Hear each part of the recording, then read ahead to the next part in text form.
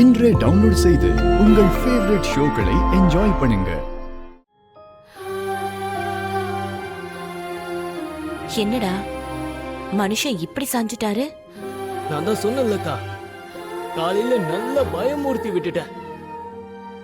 யோசிக்க ஆரம்பிச்சிட்டாருடா. இருமல் கூட வந்துருச்சு. ஆமாக்கா, நெக்ஸ்ட் கவலை, பயம், பொறுப்புன்னு எல்லாம் ஒண்ணு ஒண்ணா ஞாபகம் வந்து மாமாவை ஒரு வழி பண்ணிடும். பாக்கி கல்யாண பயத்தை மாமாவோட மூளைக்கு ஏத்திட்டோம்ல. ஆனா இப்ப உடனே கல்யாணம் பண்ணணும்னா அவ்வளோ பணத்தை எப்படிங்க ரெடி பண்றது? அக்கா, அவ்வளவு பணம்னா எவ்வளவு ஆகும்? நகைக்கு எவ்வளவு கம்மியா வச்சாலும் 10 லட்சம் ரூபாய் ஆகும்டா.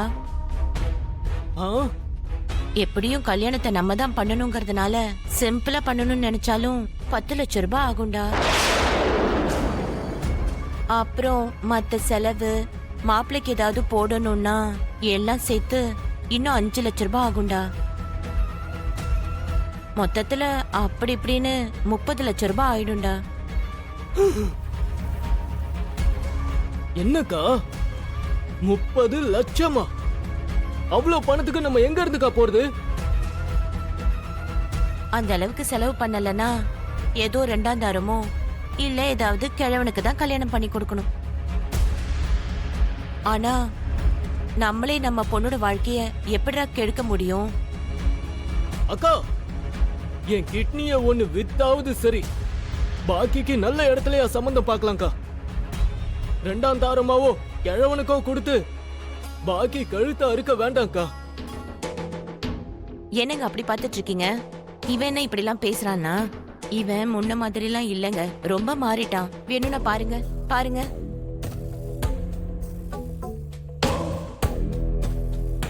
என்னாச்சுடா? அது என்ன கையில அடி? இன்னைக்கு வேலைக்கு போன மாமா, அங்க அடிபட்டுடுச்சு. ஆமாங்க, இவன் வேலைக்கு போறான், நானும் ஏதோ ஒரு வேலை செஞ்சிட்டு இருக்கேன். நீங்களும் ஒரு இடத்துல வேலைக்கு போறீங்க. நம்ம பாக்கியம் வேலை செஞ்சிட்டு இருக்கா. எல்லாரும் ஒரே வீட்டுல சேர்ந்து சந்தோஷமா இருக்கலாம்ல. வரத வச்சு வாழ்க்கையை ஓட்டிக்கலாம். ஆனா பாக்கியோட கல்யாணங்கிற பாரம் வந்து தலையில விழுந்துருச்சு. வெளியில கொடுத்து கல்யாணம் பண்ற அளவுக்கு வசதி இல்ல. வீட்லயும் வச்சுக்கிட்டு பாக்கியோட வாழ்க்கையை நம்ம நாசமும் பண்ண முடியாது. மனோகரி மேடம், என்னாச்சு? சாப்பிடாம என்ன பார்த்துட்டு இருக்கீங்க?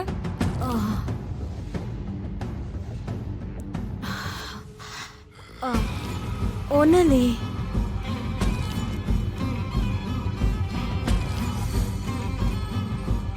இதோ பக்கத்து வீட்டுக்காரங்க.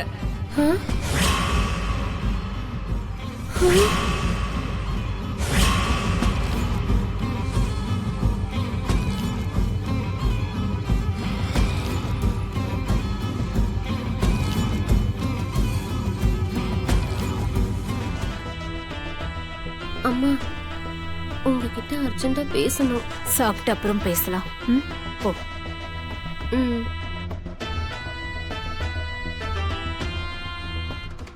அம்மு, நீ சொல்லு. ஐயோ, நான் சொல்ல மாட்டேன், நீயே சொல்லு.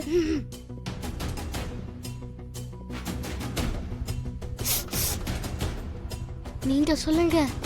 போட்டி போட சொல்லி நான் சொன்னேனா? நானும் அதுல நிக்கிறேன்.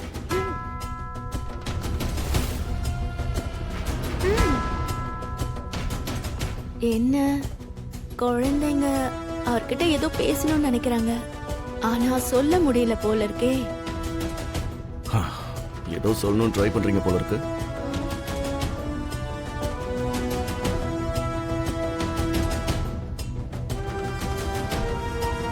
சொல்லுங்க.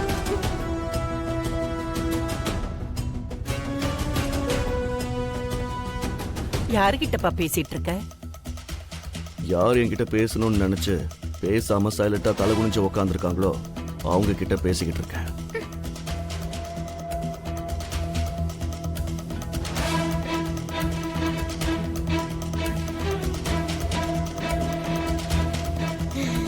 டாடி பேசிக்கிட்டு இருக்கிறது எங்க கூட தான்.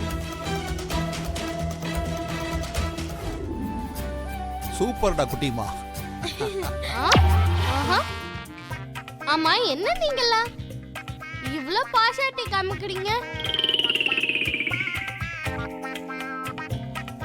என்னாச்சுமா? அம்முவோட நேம் கொடுத்து அம்முவை என்கரேஜ் பண்ணது யாரு? நான். ம். அப்ப என்ன புகழாம அம்முவை ஏன் புகழ்ந்துகிட்டு இருக்கீங்க? ஆ? ஆமா கரெக்ட் தானே. அம்மு கூடவே என் செல்லக்குட்டிய கூட பாராட்டலாம்ல. நீ கூட சூப்பர்டா தங்கம். ஆ. உன்னை அடிச்சுக்க ஆளே இல்ல அஞ்சலி பாப்பா. நீ கிரேட், சூப்பர். அப்படிதான். Thank you.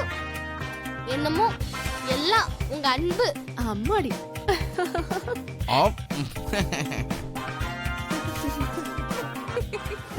கரெக்டா பிளான் பண்ணினா நீ தான் வின் பண்ணுவ.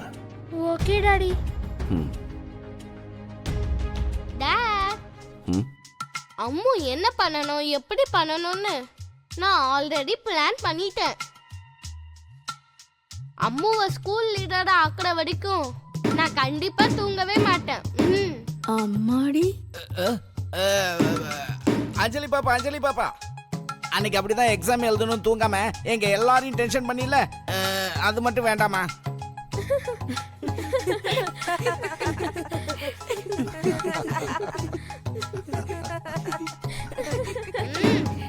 ராத்தோர் உன் மேல இன்னும் யாரும் கான்சென்ட்ரேட் பண்ணலன்னு நல்ல ஜோக் பண்ணிக்கிட்டு இருக்க. கொஞ்சம் பாத்துரு. அப்பா வேணாமா, நீங்க சாப்பிடுங்க சாப்பிடுங்க.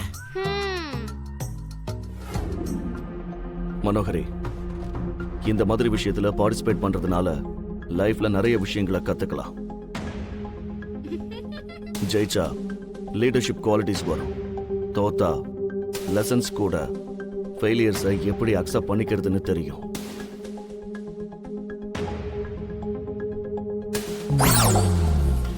ஆர்வுக்கு கூட இந்த மாதிரி காம்படிஷன்னா ரொம்ப பிடிக்கும். அமர்,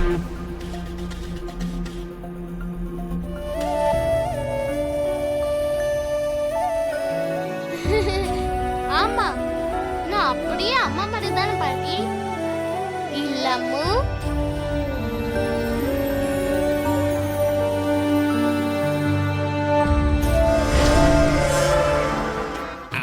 அஞ்சலி பாப்பா, அம்மா ரொம்ப நல்லவங்க. தயவுசெய்து அவங்கள போல நீன்னு சொல்லாதம்மா. ஐயோ